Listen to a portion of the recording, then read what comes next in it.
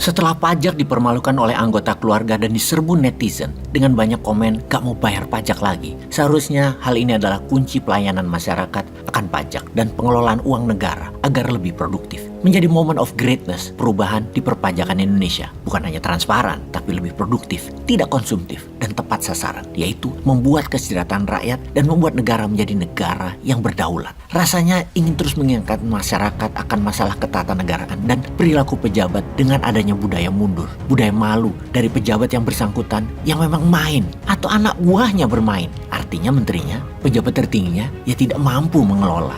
Jangan malah flexing.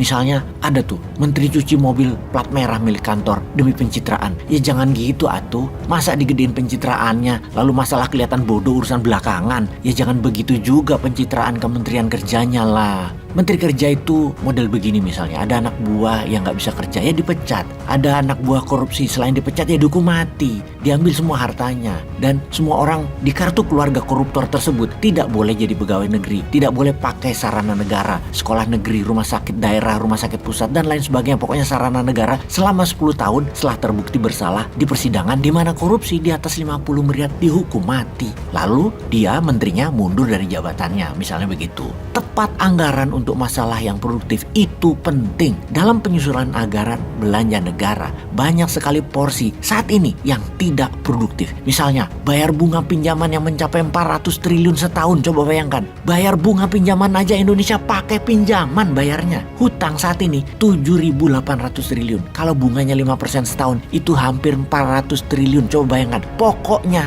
nggak pernah terbayar. Karena proyek yang dibangun bukan proyek produktif, adalah semuanya proyek konsumtif kebanyakan. Proyek yang jangka panjangnya ternyata tidak menghasilkan growth atau pertumbuhan. Bahkan membangun jalan tol yang kemudian jalan tolnya pada dijualin semua karena tolnya tidak menguntungkan. Memang terlihat membangun namun tidak menghasilkan growth pertumbuhan.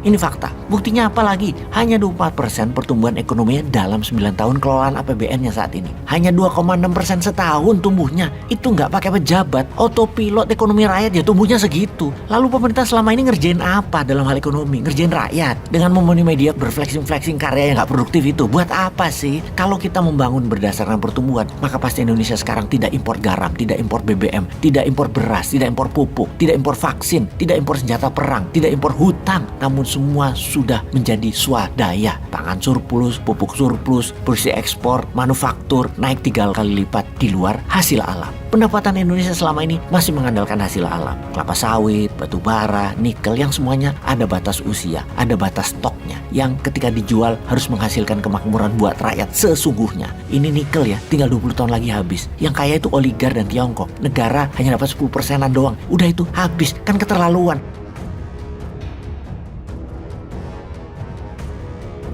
Harusnya Indonesia kaya, mendingan gak usah diproduksi kali. Kalau kayak gini, kalau cuma dapat 10%, ini harus diubah. Ini harus diingatkan kepada masyarakat agar pendapatan tidak hanya bersumber dari pajak bernegaranya. Yang jauh ini hanya membuat rakyat mangkal karena uang pajaknya buat beli saham Goto, masuk lewat Telkom, dan rugi. Aduh, geblek dah urusan beginian.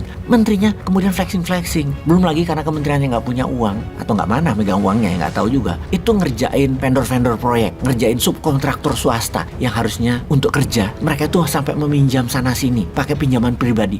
Pas jadi proyeknya tahunan gak dibayar sama BUMN. Ambiar banget dah cara kelola negaranya. Lalu begitu BUMN rugi, minta APBN bayarin. Pajak rakyat tuh duitnya gak amanah pada lu semua ya. Tapi kok masih mau lagi berkuasa dan rakyat seakan gak sadar bahwa mereka ini menghabiskan anggaran ini. Banyak yang gak kompeten orangnya dan tidak punya grand design untuk membuat Indonesia makmur. Rakyat sejahtera tuh gak ada desainnya. Membuat negara berdaulat tuh gak ada desainnya. Jadi curhat gue ini. Peace dah.